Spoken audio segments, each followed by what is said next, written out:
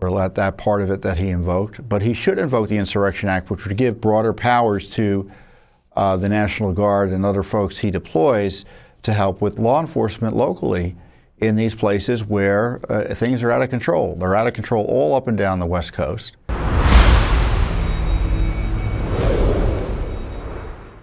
And also this week was really an extraordinary day.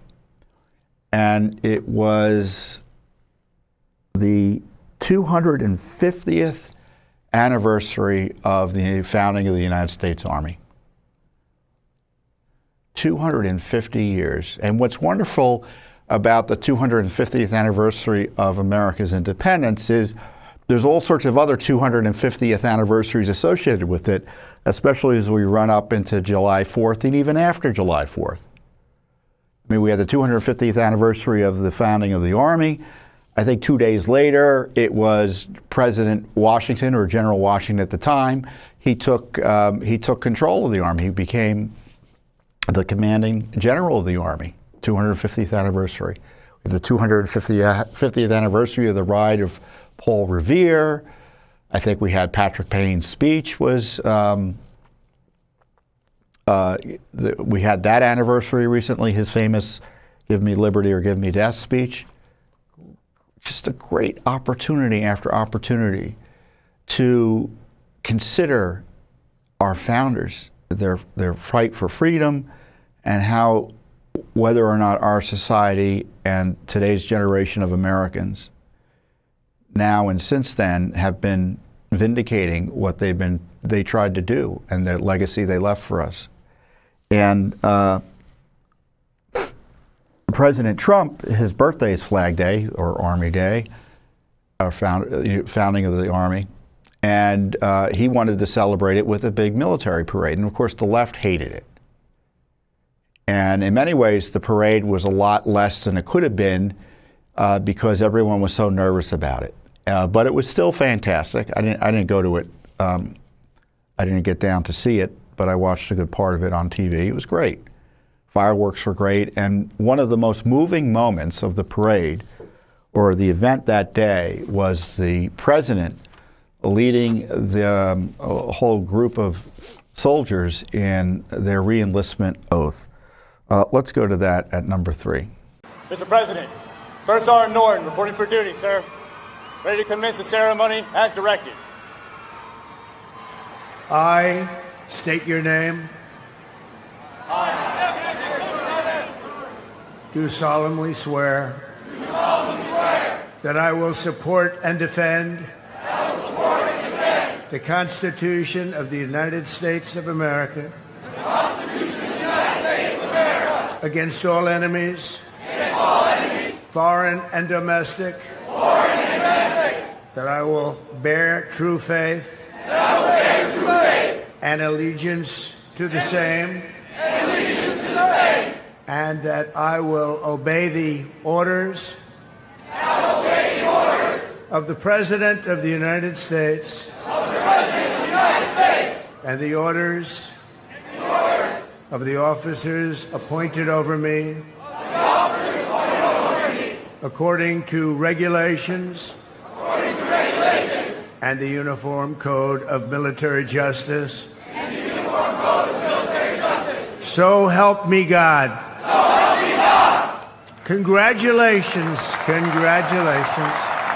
Welcome to the United States Army, and have a great life. Thank you very much. Have a great life. Thank you.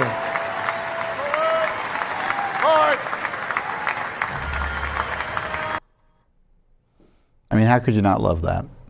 I don't think I've ever seen that before. We all generally know about the oaths our military take, but it's educational, informational, and moving, as I note, to see the President of the United States give those young men and women the opportunity to swear and either join or re-enlist in front of the entire nation in that regard. It was just wonderful.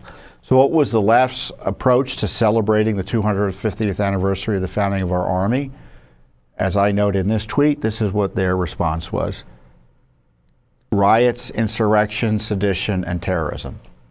That was the that was the play over the weekend. They pretended to have these marches against Trump, which were usually pretext or the opening acts, to the degree they were peaceful, of further violence by the anarcho left that have been plaguing and terrorizing American cities for years in many respects. And we've seen video after video of the worst of the worst. And of course, they've been aided, abetted, encouraged. The violence has been condoned through the worst, most dangerous rhetoric from their political allies in Congress. And here's an awful example of that by Ilhan Omar, who I believe to be a communist, making vicious allegations against not only Donald Trump, but our troops. Let's go to HC. To be coming out of our country. I mean, I grew up in a dictatorship. And I don't even remember ever witnessing anything like that. To have a democracy, a beacon of hope for the world, to now be turned into one of the worst countries where the military are in our streets without any regard for people's constitutional rights, while our president is spending millions of dollars propping himself up like a failed dictator with a military parade. It is really shocking, and it should be a wake-up call for all Americans to say. Yeah, I mean, that's what you hear there is the anti-Americanism, anti-military, anti-patriotism. You can be against Trump. People are going to criticize Trump. That's politics. But they really hate America. And they hate the military, especially if they can't control it, because they wanted to transform the military into, through social engineering, into a political operation that they could use to enforce their will against the American people. But a military that's used in the traditional sense, in patriotic ways where we're celebrating our military, or in ways that are necessary in defending the rule of law and fellow American citizens under attack in places like Los Angeles at the federal level. They hate it. They hate it. And Gavin Newsom, for example, he sued again President Trump because he dared to deploy National Guard troops and Marines to defend the rule of law and federal law enforcement and buildings and property and citizens generally in Los Angeles. And he basically, President Trump used the law that goes back in 200 plus years, which he followed to the letter, by the way. But Governor Newsom got a radical left-wing judge to try to take over the role of commander-in-chief and second-guess the president and tell him he can't deploy the National Guard, which is to kind of even describe that decision as to condemn it, isn't it? And a stunning decision by the Ninth Circuit Court of Appeals panel by two judges who were Trump appointees and one judge who was a Biden appointee. They stopped that judicial coup and ratified the president's decision to deploy troops. And it's worth reviewing just how far out it was, because I talk about this judicial coup attack on Trump, and don't believe me, believe those two Trump and Biden judge and the third Biden judge. Let's go to that tweet that describes the decision. Judicial coup and Gavin Newsom fail. Appellate panel of Trump and Biden judges shut down lower court stay of Trump's deployment of National Guard and Marines to Los Angeles. And then in the tweet, I quote the decision in small part. Under a highly deferential standard of review, defendants, the Trump team, have presented facts to allow us to conclude that the president had a colorable basis for revoking Section 12406(3). And that is the law that I referenced, allowing the president by Congress essentially to call up the militia when necessary. They presented evidence, detailed above, of protesters' interference with the ability of federal officers to execute the laws, leading up to the president's federalization of the National Guard on June 7th. There is evidence that the day before, protesters threw objects at ICE vehicles trying to complete a law enforcement operation, pinned down several FPS officers defending federal property by throwing concrete chunks, bottles of liquid, and other objects, and used large rolling commercial dumpsters as a battering ram in an attempt to breach the parking garage of a federal building. Plaintiffs, the Newsom gang, as I called it, submissions state that some protesters threw objects, including Molotov cocktails, and vandalized property. According to the declarations submitted by defendants, those activities significantly impeded the ability of federal officers to execute the law. And Newsom was trying to pretend, and he got a court-friendly left-wing judge to agree with him, what happened there was no big deal. And those judges said, oh no, it's a big deal. So it was a major piece of news for Trump, major vindication for Trump, and a major defeat for Newsom, but you don't hear a lot of news about it, do you? And in the meantime, this is what Newsom was trying to enable. People getting, not only trying to kill law enforcement, then getting themselves hurt in the meantime.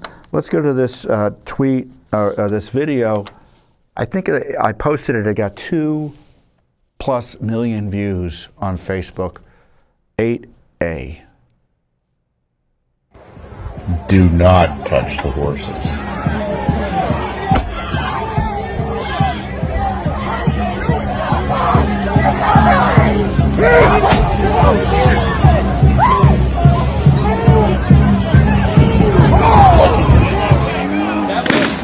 I mean, he's lucky is right. He's lucky is right. That's what the police are dealing with. That's what the federal law enforcement's dealing with. Those violent leftists. And of course, there's no Antifa, there's no left-wing protest that happens without burning an American flag, which is outrageous. Let's go to number 13 to show what's happening there. And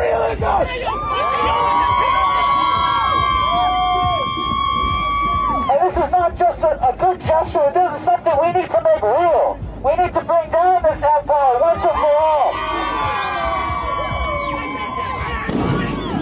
All right. Burn it down! Burn it down! Burn it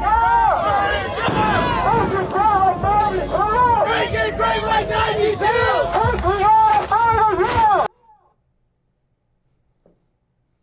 There are men and women who died for that flag, and you've got these communists burning it, and they know what they're doing. That flag is an effigy for our system, for our country. That's how they want to treat America generally. They want to burn us down.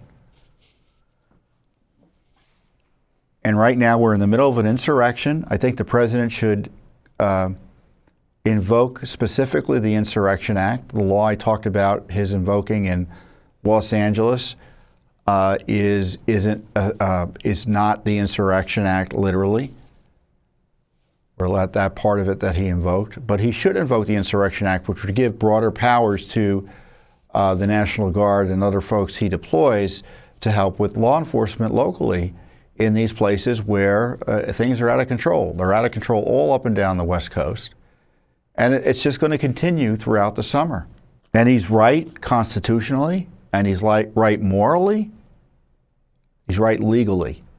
And I guarantee you the American people would be behind a restoration of the rule of law in the cities that are being torn apart, or the areas that are being torn apart as a result of the left's insurrection, violence, murderous activities, aided, encouraged, and abetted